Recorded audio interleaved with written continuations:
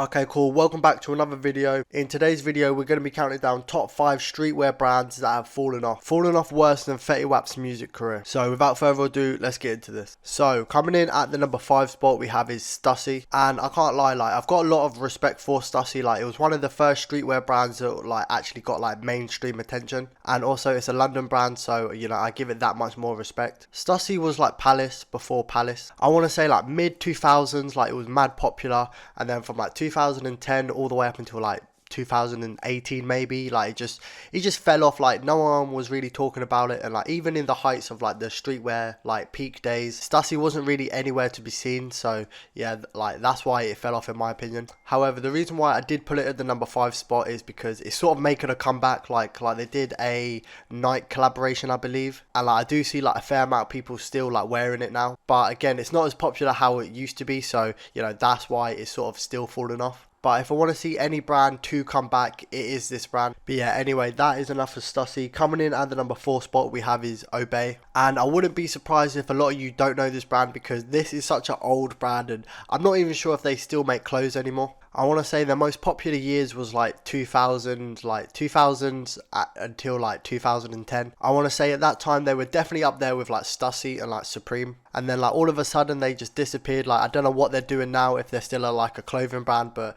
yeah, back in the day, this clothing brand used to be the shit. I'm not even joking. I want to say they're mostly known for their hats, because when I was growing up, I used to see everyone with an Obey hat. I think I even had one as well. But they sort of had the same logo as Supreme. It was just a red box with Obey in it. I think they had another logo as well. I think one of the reasons why it sort of died down is because Supreme sort of blew them out the water. But I do have to say, looking at all of their clothes and stuff, the designs weren't boring. They were a bit wacky, similar to sort of Palace, I want to say.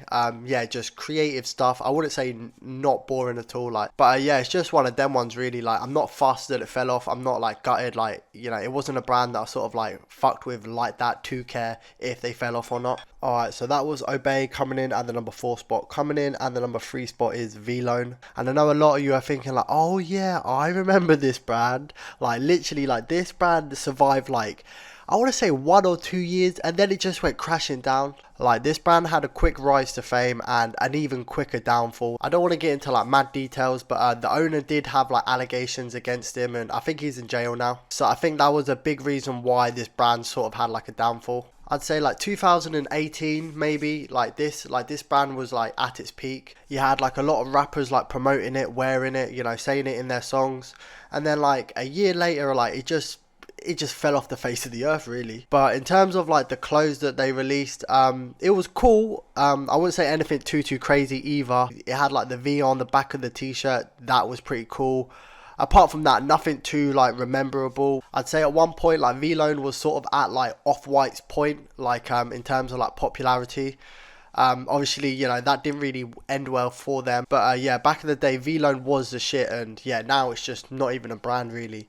No one really talks about it. No one really wears it. But, what can you do? So yeah, that was Vlone. Coming in at the number 2 spot, we have Champion. And probably the only brand on the list that I'm actually happy that it fell off. I'd say Champion had sort of 2 rises and then falling off stages. I'd say from the mid 2000s or something, Champion was sort of on the same level as brands like Tommy Hilfiger. Then it just went quiet for a good 7 years, and then around 2015 it sort of picked back up, and they started doing bare different styles of clothes, collaborations with Supreme and stuff. But the owners took the brand in a completely opposite direction. Obviously they were sort of going for more fashion, but the designs on this was just so cheesy and obnoxious, and it looked cool for the first couple months, and then it just got mad boring, mad exhausting.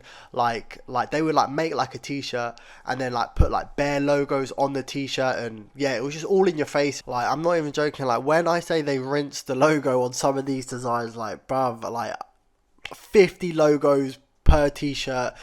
18 million per logos per socks. Like, I'm not even joking, they would rinse the fucking logos. But this was like really short lived. Like, I want to say it lasted like maybe a year or two, and then yeah, like no one really wears this anymore. And I'd say one of the main reasons why this brand fell off so much is because A, they rinsed out like one design, and B, they didn't really change it up or get with the times. Like, obviously fashion has sort of changed now, and they haven't really adapted to that. So I reckon that is one of the reasons why it sort of fell off. Okay, moving on to the number one spot. I don't have any honorable mentions because it was hard for me to even come up with like brands that have fallen off the list. So if you have any other brands that I've missed out, put them in the comments and we'll have a discussion. But yeah, anyway, coming in at the number one spot, we have Anti-Social Social Club. Okay, cool. So the brand that had a very quick come up and a even quicker downfall. The brand that was made for the simple fact that if you couldn't afford Off-White, you'd buy this brand. The brand that would automatically make you a virgin as soon as you put it on. And I can't even lie to you, I'm not the biggest fan of this brand. Like, I feel like it's just a whole lazy brand altogether. Like, obviously they've got the logo on the back of the shirt and the front of the shirt, which obviously is Anti-Social Social Club. Yeah, it's just boring. Like, no crazy designs, no like standout pieces. Like, yeah, it's just so dry. Like, obviously I know they did collaborations, even like the Bape collaborations was just so dry. So like, yeah, like I feel like this brand was just made for like the streetwear bubble, if that makes sense. Like, I want to say 2017 and 2019, like those were the sort of years where like streetwear was just crazy big. Like this brand was like blew up in that time, so I reckon it was just made for that, like, if that makes sense. And like, yeah, like the brand didn't really go anywhere. Like, the owners didn't really take it anywhere or like, you know, reinvent itself. It was just there. Like, didn't really change or adapt. It was just there, and then, you know, it just wasn't. And speaking of the owners, I have heard that one of the owners is a complete dickhead. Apparently, you know, allegedly, I've just heard that. And yeah, Anti-Social Social Club is the biggest brand to fall off. Yeah, for good reasons, and yeah, the brand is mediocre at best. But yeah, that's going to be it for today's video. I hope you did enjoy. If you did enjoy, please leave a like, a comment, and also subscribe. Until next time, I'm out.